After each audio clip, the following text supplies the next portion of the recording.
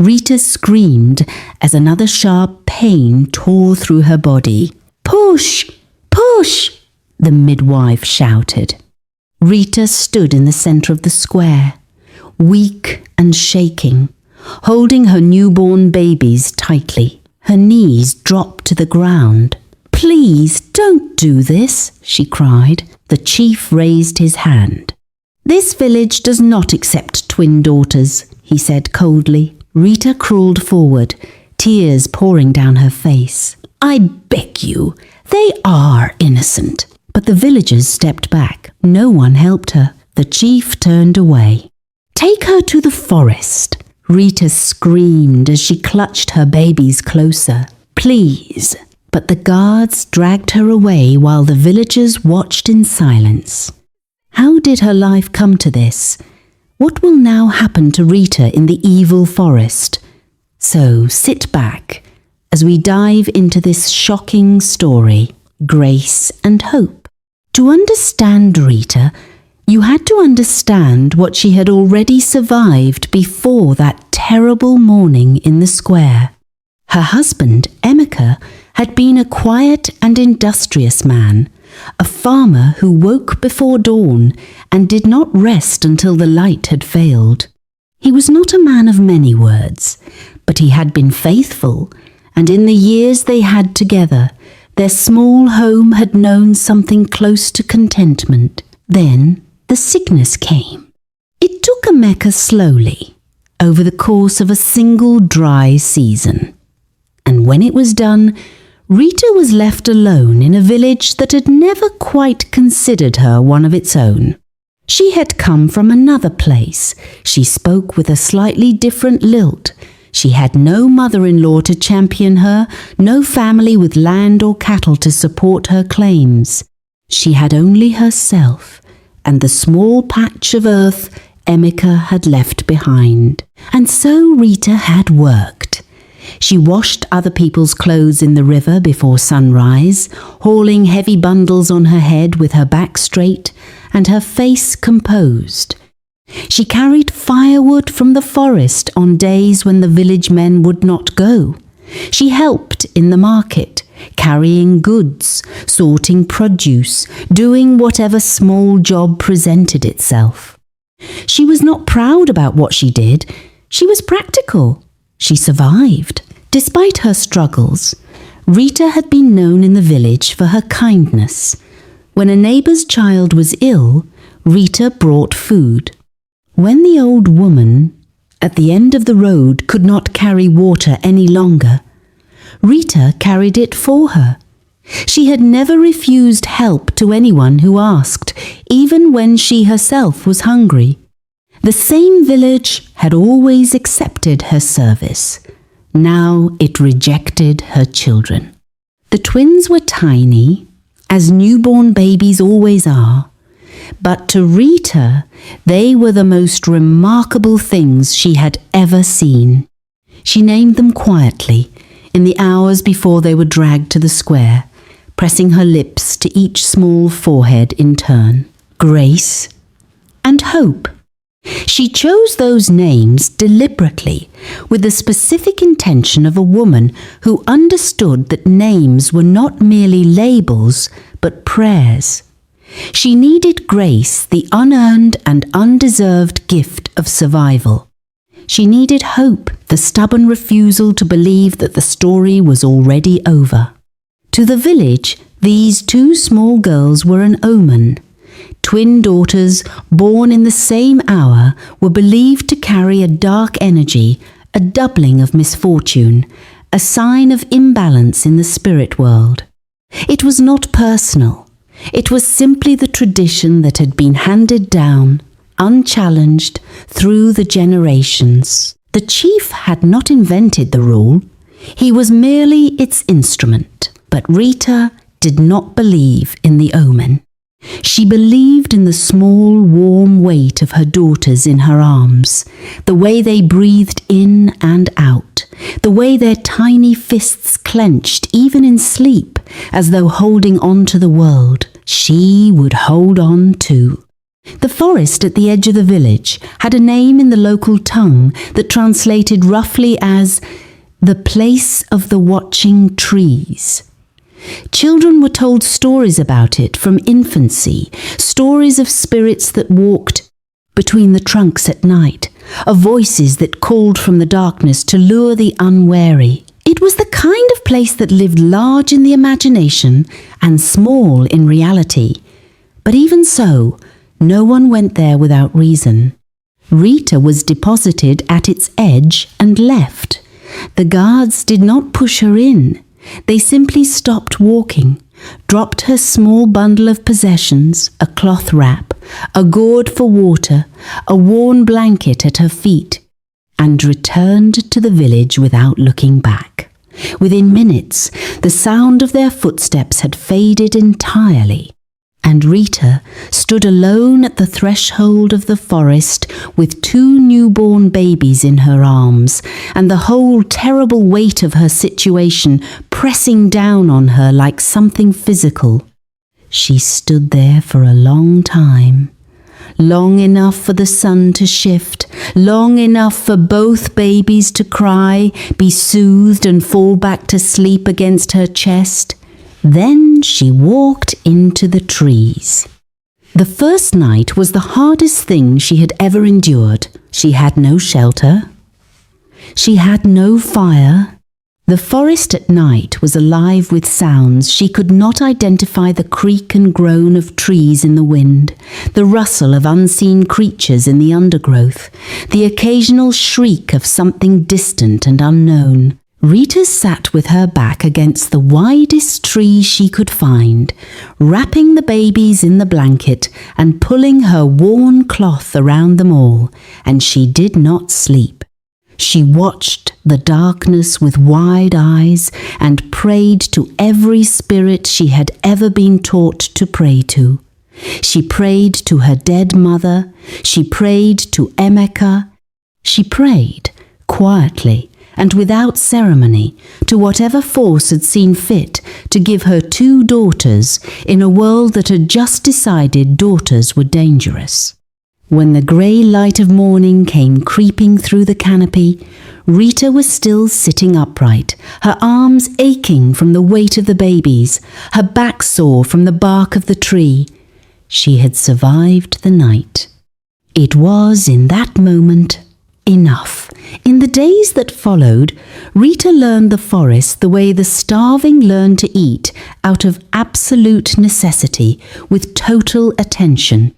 She found a small clearing near a stream and used branches and broad leaves to build a rough shelter low to the ground, barely tall enough to sit up in, but dry enough to sleep in when it was not raining.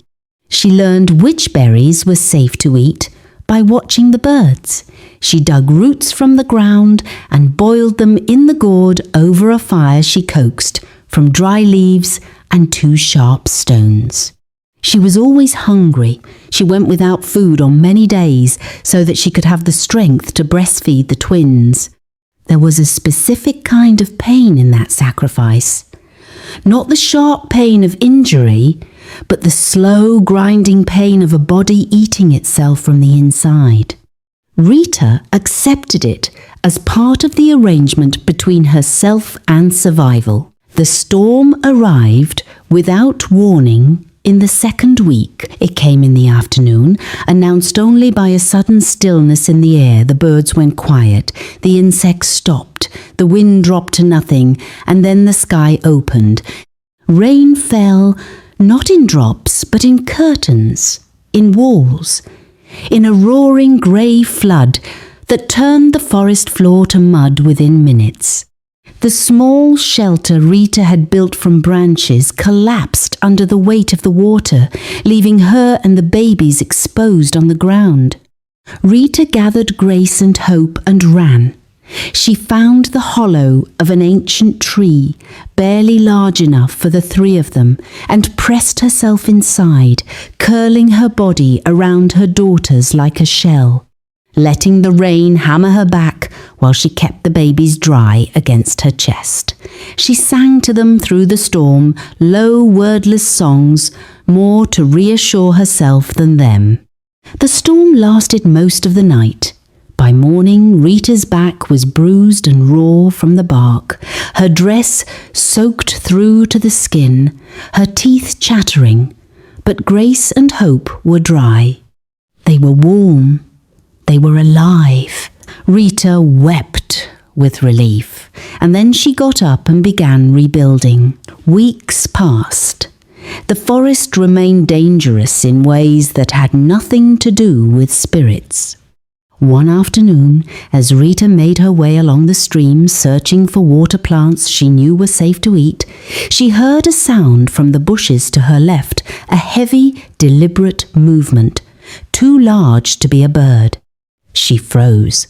The babies were back at the shelter, sleeping. She had nothing in her hands but a pointed stick she used to dig roots. The animal that stepped out of the bush was larger than a dog, tawny and muscular, with eyes that caught the light strangely. It was not a creature she recognized by name, but she recognized the category of it, the category of things that ate smaller, weaker things. Rita stood completely still. She did not breathe.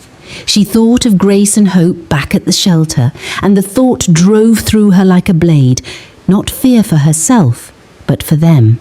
She could not die here. She could not leave them alone. The animal stared at her.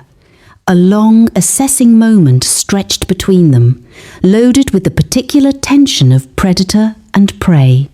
And then, strangely, quietly, the animal turned and walked back into the bush. Rita stood alone by the stream, her heart hammering, her breath coming fast and shallow.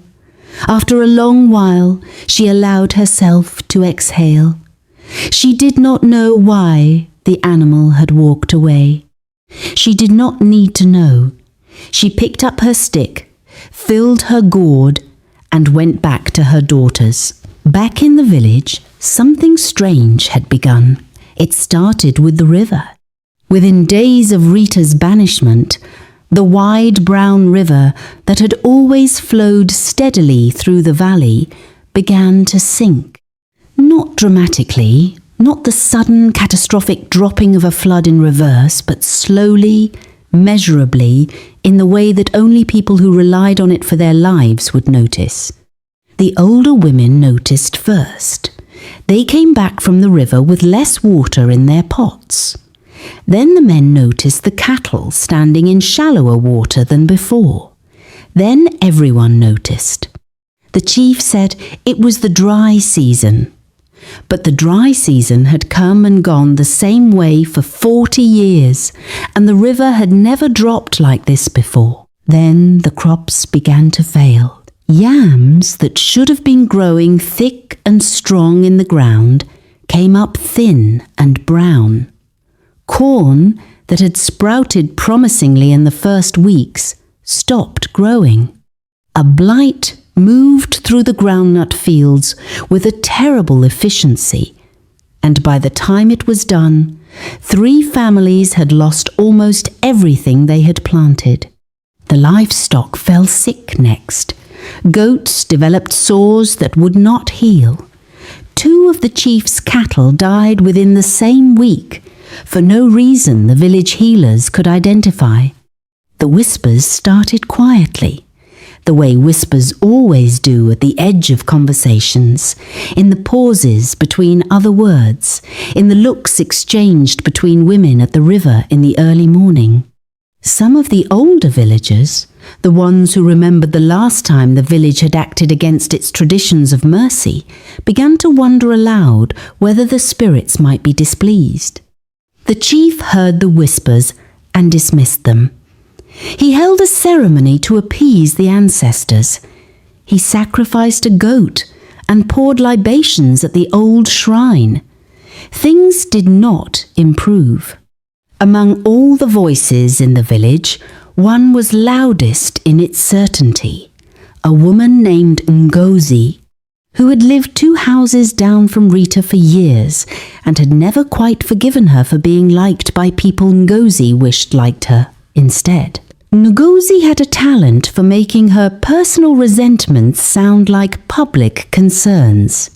In the days following the banishment, she moved through the village like smoke, present at every gathering, quiet at first, then increasingly insistent. Rita is in the forest, she told groups of women at the well, and yet she lives. How? With 2 newborns, no food, no fire, no help. How does a woman survive? I will tell you how. She uses dark knowledge. She made a bargain in that forest.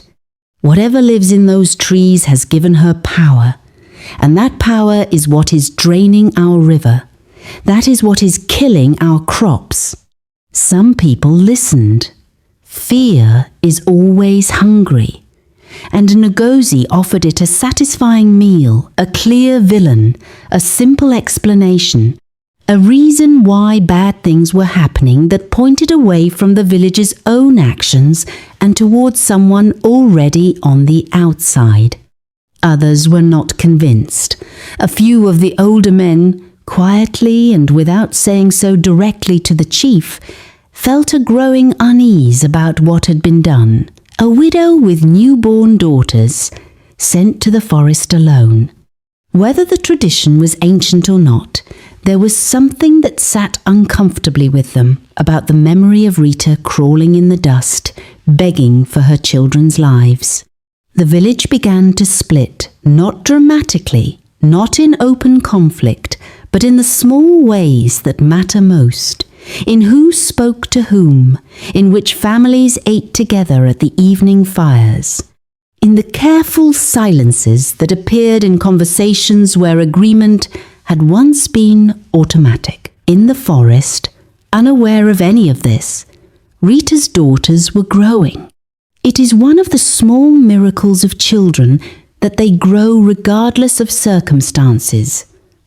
Grace and hope, born into cold and hunger and fear, grew anyway. They grew in Rita's arms, against her chest, wrapped in whatever she could find to keep them warm. They grew on her milk, and on the warmth of her body, and on the fierce, unreasonable love she poured into them without reservation. She noticed early that they were different from each other. Grace was the calmer of the two. She gazed up at the forest canopy with wide, thoughtful eyes, as if she were trying to understand something. She rarely cried without reason, and when she did cry, she could be soothed quickly. She seemed, even as an infant, to be paying careful attention to the world. Hope was different. She was restless, curious, insistent. She reached for things, for branches, for Rita's face, for the leaves that drifted down from the trees. She kicked and wriggled and seemed perpetually frustrated by the limitations of her own small body. When she laughed, which she did early and often, the sound rose up through the trees like something bright. Their laughter was the best thing Rita had. On the worst days, when the hunger was severe and the loneliness felt like a physical weight, she would listen to their sounds and remind herself that they were the reason. Not the reason she was suffering, but the reason she was continuing. By the time several months had passed in the forest, Rita's body had adapted to the hard life in the way bodies do, lean and strong and efficient, always on the edge of hunger, but no longer falling over it. She had learned the forest thoroughly now, which paths were safe, which plants were useful, where the stream ran deepest. She had built a second shelter, better than the first, propped against 2 living trees with a sloped roof that shed the rain properly. But the hunger was deepening again. The season had shifted, and the plants she relied on were becoming scarcer. The twins were older now and hungrier, and Rita's milk was beginning to suffer for lack of proper nourishment. She was losing weight she could not afford to lose. One evening, when the light in the forest had turned that particular shade of amber that belongs only to the hour before dark, Rita was walking deeper into the trees than she normally went, searching for food in places she had not yet tried. She was exhausted and frightened and trying not to show either quality to herself. That was when she saw the light. It was faint at first. She thought it was the last of the sunset catching some reflective surface, but it did not move the way sunlight moves. It was steady, warm, golden, and it came from between two large trees a little way ahead of her. She stood still and looked at it. The sensible part of her said to turn around. But another part of her, the part that had survived this long on a combination of courage and desperate necessity, said that the sensible choice had already run out several months ago, back in the village square. She followed the light. It led her to a small clearing she had never found before, a perfect circle of open ground where the canopy had parted to let a column of sky through. The grass was short and undisturbed. In the centre of the clearing, something half buried in the earth caught the golden light and threw it back something round, partially exposed, with a rim of dark clay around it. Rita knelt beside it and began to carefully brush the soil away with her hands. It was a pot, an old clay pot, heavy and smooth, sealed with a fitted lid that had been pressed into place with great care and had not moved in what must have been many, many years. The clay was a deep reddish brown, and around its rim someone had drawn symbols in a fading pigment, circles within circles, lines that branched like rivers, shapes Rita had seen before in old carvings at the edge of the village shrine. With trembling hands, she lifted the lid. The light inside the pot was the same light that had led her here. It shifted and pulsed, and as Rita's eyes adjusted, she saw what it was. Gold coins, dozens of them, stacked and settled over years of stillness. Old coins, heavier than modern ones, stamped with designs she did not recognize. They were real. She could feel their weight when she lifted one, feel the cool, smooth realness of it between her fingers. Her hands shook so badly she nearly dropped it. Gold tests the heart of the person who finds it. The voice came from behind her, and Rita lurched to her feet and spun around, her heart slamming in her chest. An old man stood at the edge of the clearing. He was very old, the kind of age that has moved beyond the ordinary markers of aging, and arrived at something that simply looks ancient, the way a very old tree looks ancient. He wore plain clothes, unadorned. He leaned on a staff of dark wood. His eyes, when they met Rita's, were alert and still, and deeply, profoundly calm. "Who are you?" Rita demanded. Her voice was rough with surprise and the weeks of little conversation. "Someone who has been watching," the old man said simply. He told her what she could not have known, that the forest was not simply trees and animals and darkness, that it had a memory and a consciousness of its own, and that it had been watching her since the moment the guards left her at its edge. It had watched her build her shelter. It had watched her go hungry so her babies would not. It had watched the animal at the stream pause and then walk away. It had watched her sing to her daughters through the storm. "The gold in this pot," he said, "has been here for generations.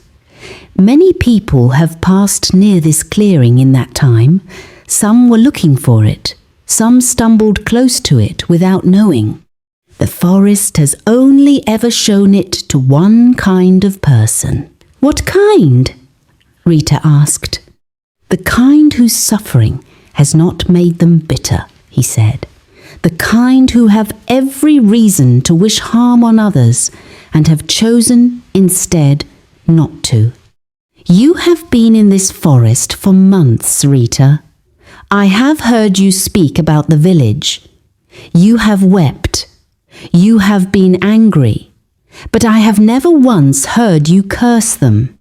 Never once wished the children of those people sickness or misfortune. In all that suffering, not once." Rita said nothing. It had not occurred to her that this was remarkable. It had simply been how she was made. The old man held up one thin finger. "But I warn you," he said, "the gold is as much a test as a gift. Let greed enter your heart. Let the gold become more important than the people around you.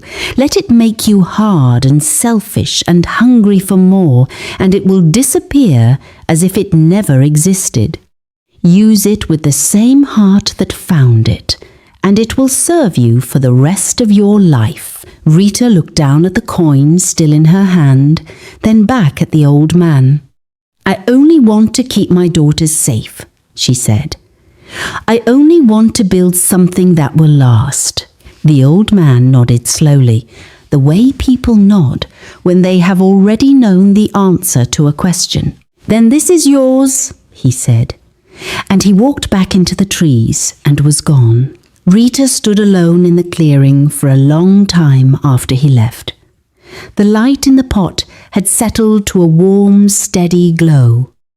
She closed the lid carefully and sat beside it in the grass while the last of the day faded from the sky above the opening in the canopy. She made no grand plans that night. She allowed herself only to feel what the discovery meant for tomorrow, for Grace and Hope, for the three of them, for the small life they were building in this forest that had tested them and, apparently, chosen to help them. Then she picked up the pot and carried it home to her daughters. Rita was practical with the gold in the way that people who have been genuinely poor are always practical with resources without waste, without display, without the kind of extravagance that belongs to those who have never really lacked. She used a small portion first to trade with a merchant who passed through the forest road, a travelling trader who moved between villages with a cart full of goods and was too experienced in the variety of the world to ask too many questions about a woman living in the forest with two young daughters. With what she received in exchange, Rita acquired what she needed most: proper food, tools, cloth, and medicine for the babies. She ate a real meal for the first time in months and felt the fog that had been sitting over her mind for weeks begin to lift. Then she built. The new home she constructed near the forest path was modest, not the house of someone trying to display wealth, but the house of someone trying to make something permanent and good. Sturdy walls, a proper roof, a wide doorway that caught the morning light, a cooking fire with a proper surround, a small garden plot where she began growing vegetables with seeds the merchant had sold her.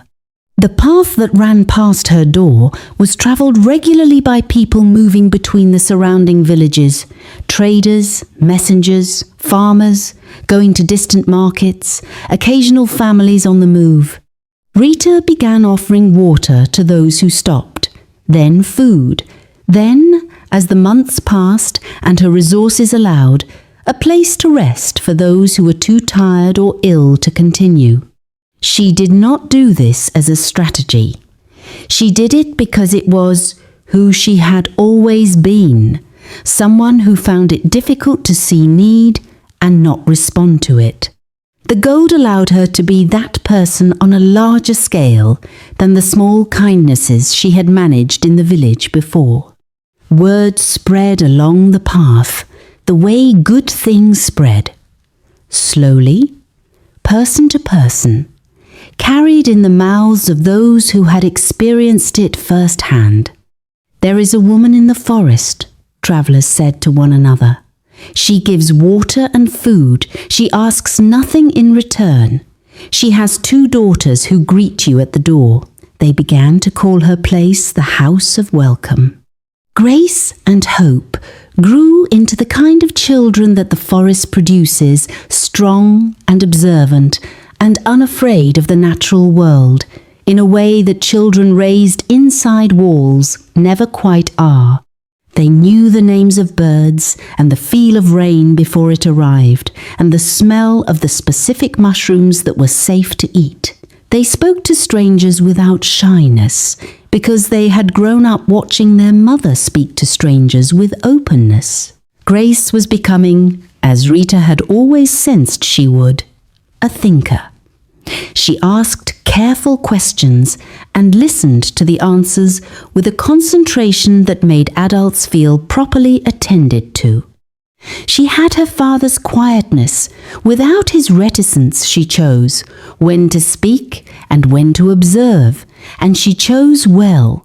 Hope was becoming a force. She had her mother's capacity for generosity, but expressed it with her mother's early version of energy. She did not give quietly. She gave loudly, enthusiastically, dragging visitors into the garden to show them her seedlings and running to fetch water before they had finished asking for it. Travellers who stopped at the house remembered her laugh long after they had moved on. Rita watched them and felt something she had not expected to feel again: ordinary happiness. Not the dramatic joy of survival, but the quieter, more durable kind that comes from a life that is working, that is useful and connected and sustained by love. In the village, things had continued to worsen. The river had not recovered. The crops had failed again in the second season. 3 more families had lost livestock. The arguments that had been conducted in lowered voices had begun to be conducted in raised ones, and twice the disputes had nearly come to blows at the evening fires. Ngozi had continued to spread her stories about Rita and dark magic, but her audience was shrinking. Too many people had experienced too much loss, and loss has a way of making the mind search more seriously for real causes rather than convenient ones. The chief had performed ceremony after ceremony. Nothing had changed. Several of the travellers who passed through the village on their way to or from the forest road had mentioned the woman in the clearing, the woman with the house of welcome and the 2 daughters. The accounts were consistent. She was prosperous, she was kind, she was at peace. When the village elder, who had always quietly disapproved of the banishment, finally spoke at a gathering, saying clearly what many had been thinking, the chief did not immediately dismiss him. He sat quietly and listened, and that night, alone, the chief turned the past year over in his mind, the way a man turns a stone in his hand, examining each surface, checking each angle. He had been sure. He had been completely, absolutely sure that he was following the tradition correctly, that protecting the village from the omen of 2 daughters was his duty. But the village had worsened since the banishment, not improved. A woman he had sent to die had not died. She had thrived. Travellers spoke of her with reverence. The chief called a gathering and announced that the village would go to the forest. They came in the early morning, the chief, the elders, Ngozi, and a large group of villagers who walked in a tense, uncertain procession down the path that led through the trees. Some of them carried the expression of people coming to accuse. Others carried the expression of people who expected to find something that would shame them. They found Rita's house before she found them. They stopped at the edge of the small cleared ground around it and stood in silence, taking in what they saw. The house was well built and clean. A fire burned in the cooking area, and the smell of food drifted toward them on the morning air. In the garden, visible through a low fence of woven sticks, vegetables grew in tidy rows. At the door, two girls, recognizably Rita's daughters, older now, taller than the villagers had last seen them in their mother's arms, looked back at them with calm, curious eyes that held no fear. A traveller who had spent the night resting at the house was just leaving, calling a cheerful farewell over his shoulder as he set off down the path. Then Rita came around from the side of the house carrying a bundle of firewood, and she stopped. She looked at them, all of them. She looked at the chief, at Ngozi, at the faces she had known for years, the same faces that had stood in the square and watched the guards drag her away. Her jaw tightened. Her eyes for a moment went very still. Then Grace stepped forward from the doorway and took her mother's hand, and the rigidity in Rita's face softened just enough. The old man appeared then at the edge of the clearing, quietly, as if he had simply always been there. The villagers noticed him with a collective shift of attention, and many of them seemed to feel, without being able to explain why, that he was someone who should be listened to. The suffering of an innocent woman brought shame to this village, the old man said. His voice was not loud, but it carried. No one spoke. The words settled over the gathered people like something heavy and undeniable. You sent a widow with newborn daughters into the forest to die, he continued. Not because she had done wrong, because you were afraid. Fear dressed as tradition is still fear. And the suffering that followed the river, the crops, the sickness, was not punishment from above. It was the natural consequence of a community that had turned against its own values. You helped no one. You hardened your hearts, and the ground and the water felt it. He looked at them one by one, the chief, the elders, the villagers, Ngozi, and each person he looked at felt privately and uncomfortably that he was speaking specifically to them. Then he turned his gaze to Rita and held it for a moment. She met his eyes, and something passed between them, the acknowledgement of a long, hard road and the recognition that they had arrived somewhere. He nodded once. Then he walked back into the trees. The chief stepped forward. He was a large man, and the act of bending his knees to the ground was not an easy one, not physically and not in any other way. But he did it. He knelt in the clearing before Rita, in the dirt, with the whole village watching, and he bowed his head. "I wronged you," he said. The words came out rough, as if they had been forced through something resistant, but they were genuine. Everyone present could hear that they were genuine. "I wronged you and your daughters. I followed a tradition without wisdom, and I made you suffer for it. I am sorry." The villagers followed him, not all at once, and not all with equal grace, but one by one they lowered their eyes and added their own apologies to the air. Some wept. Some simply stood with their faces angled downward in the posture of those who cannot bring themselves to look at what they've done. Ngozi stood at the back of the group for a long time. Then she stepped forward, slowly, her face working through expressions that seemed to be in conflict with each other. "I told lies about you," she said. "I was jealous of you, and I used your suffering to make you into something frightening to hide my own ugliness. I am sorry."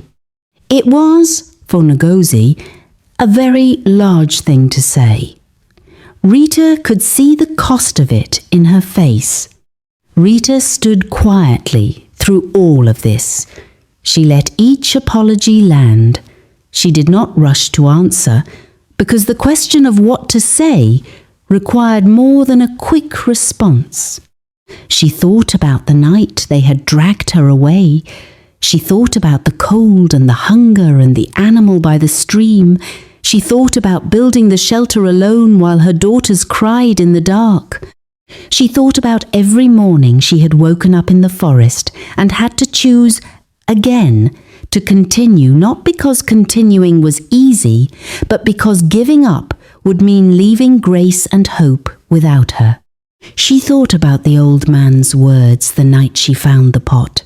A heart that suffering had not made bitter. She had not known then that this quality was visible to anyone. She had thought it was simply how she was made.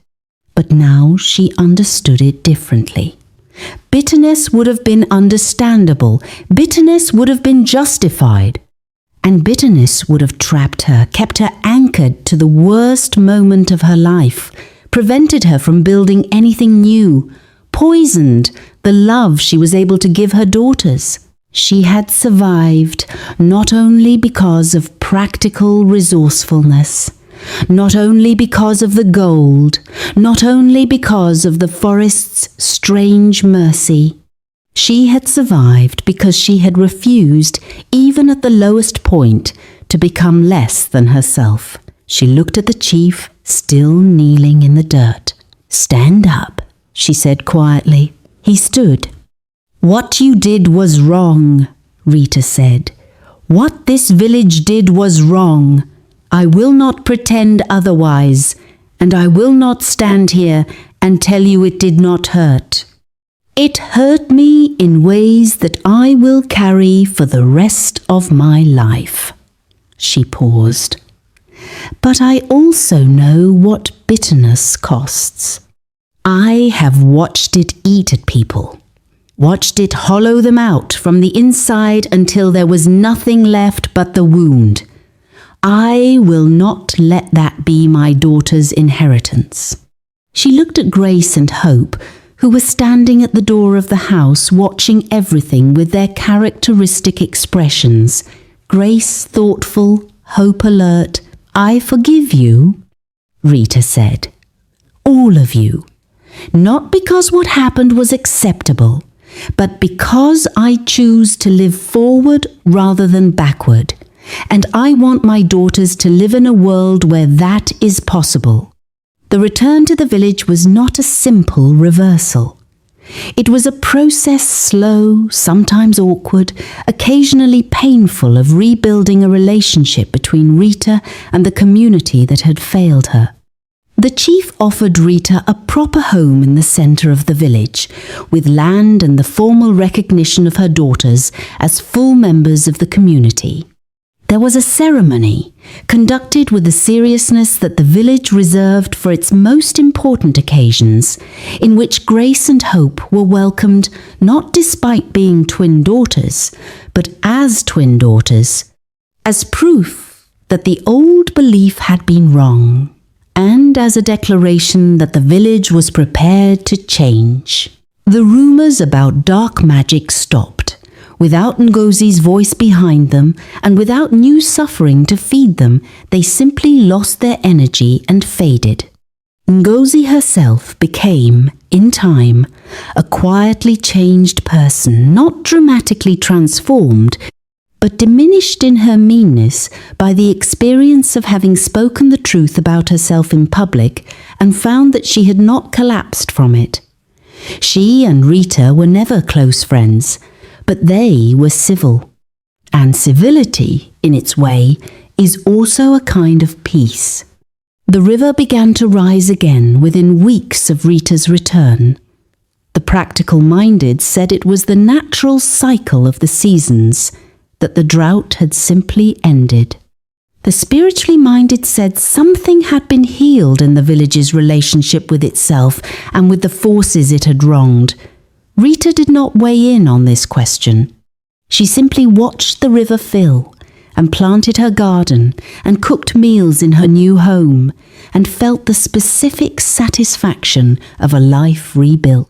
Grace and Hope grew up loved not just by their mother, but by a whole community that had learned to love them as a form of penance transformed into genuine affection. They were remarkable young women. Grace became known across the region as someone you went to when you had a problem that needed thinking through carefully. Her counsel sought by people far beyond the village. Hope became known as someone you went to when you needed something done, her energy and generosity moving through the community like a kind of productive weather. People sometimes remarked on how different they were from each other. Rita always said they were always exactly themselves. I just tried not to get in the way of that. The village changed not overnight, not completely, and not without setbacks. Change in communities never works like that. But the story of what had happened with Rita and her daughters became part of the village's living memory in a particular way, not as a shameful secret to be buried, but as a cautionary tale to be told openly, specifically to children, at the fires in the evening when the stories came out. The elders would say, "This is what happened when we let fear tell us what to believe. This is what happened when we followed tradition without wisdom. This is what happened to a woman we wronged. And this is what she did with that wrong." The children listened, as children do when the stories are real and the tellers mean them. Rita lived a long life. She used the remaining gold carefully, always in the spirit the old man had described for her daughters, for the community, for the people who needed help that she was in a position to give. It never disappeared. She sometimes wondered about that. She kept the clay pot all her life. It sat in the corner of her home, cleaned and polished, the symbols around its rim still visible. She never told many people the full story of finding it. Those who asked, she told simply that the forest had been kinder to her than she had expected. Near the end of her life, she returned once to the clearing where she had found it. The clearing was still there, the opening in the canopy still letting in that column of sky, the grass still short and undisturbed. She sat there for a long time in the afternoon light and thought about the version of herself who had knelt in this same spot years ago, shaking and hungry and just barely holding on. She wanted to tell that woman, "It works out. Not easily and not quickly, and there is more hard ground between here and there than you can currently imagine, but it works out." She thanked the trees, because it seemed like the right thing to do. Then she went home. Moral lessons. Fear and ignorance can make people commit cruel acts against the innocent. But kindness, patience, and forgiveness have the power to heal even the deepest wounds. If this story touched your heart, don't forget to subscribe to our channel and hit that notification bell so you never miss our next powerful story. We bring you real-life stories of struggle, survival, and triumph that will inspire you, move you, and remind you of the strength within you. Coming up next, we have another incredible story that will leave you speechless. You won't want to miss it. Like this video, drop a comment below and tell us what moment in this story resonated with you the most. Have you or someone you know faced a situation where neighbours or community turned their backs when help was needed most? Share your thoughts. We read every single comment. See you in the next video. God bless you. Don't forget to subscribe and turn on notifications.